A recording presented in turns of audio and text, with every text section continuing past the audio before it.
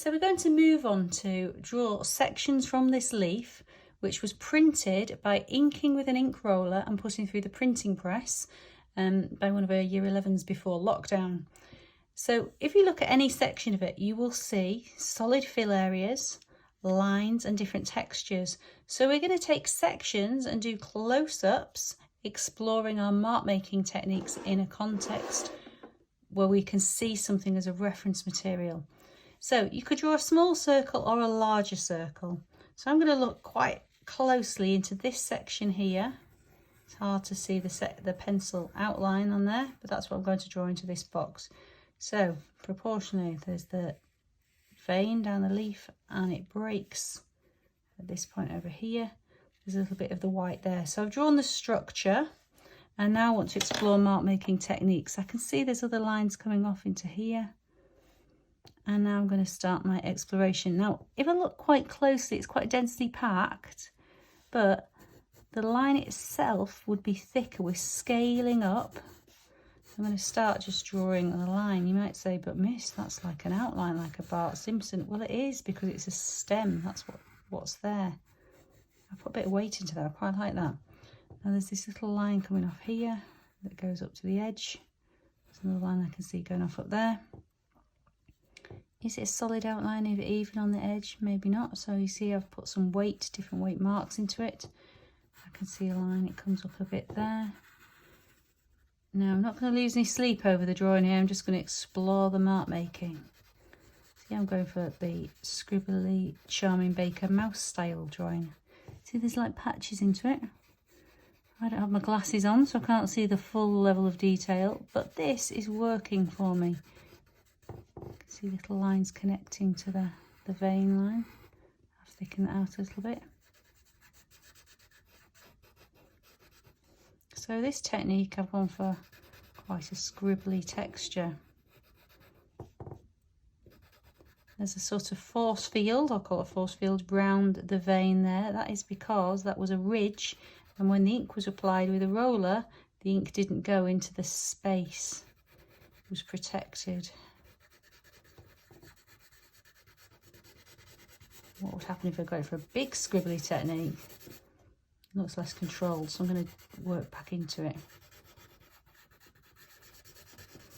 Now, my pencil is a 2B, it's quite soft. You can see I'm beginning to lose the point on it. I could stop and sharpen it, but actually I'm just going to continue for now. That looks like a little dot into that. I quite like those little dots.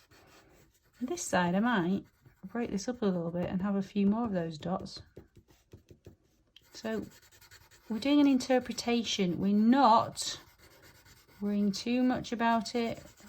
See how if I fill up to the boundary of the circle and don't go over, it looks like a close-up with a magnifying glass.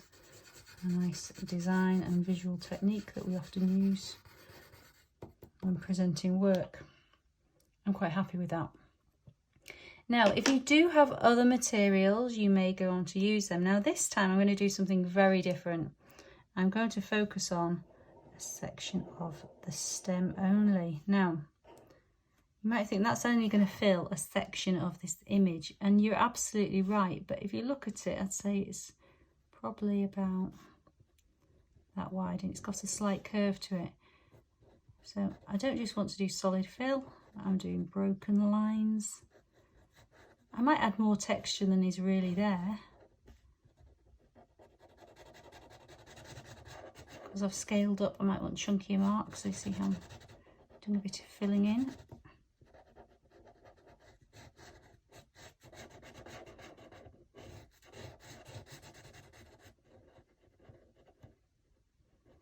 Changing the pace a little there. Look, I did some sort of circle pattern into it then.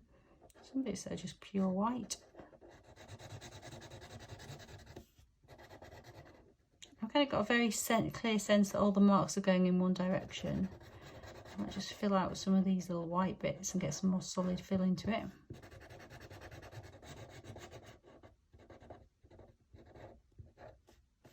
But I'm quite happy with that as another sectional study.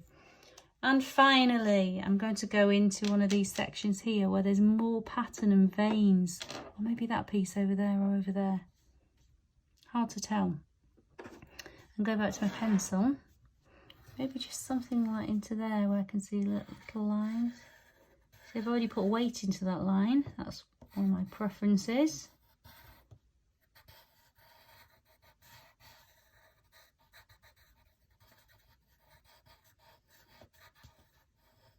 Sort of like little sections into it. So I'll be very neat on the line. I might need to take a rubber to that in a minute. There is different density into these sections than there was in the other bit. I've kind of lost where I was in my drawing, but because I'm trying to just explore mark making and something that looks a bit like it, it doesn't really matter too much. It's quite irregular in its structure. So off I go. I'll just continue to whiz through this and build it up.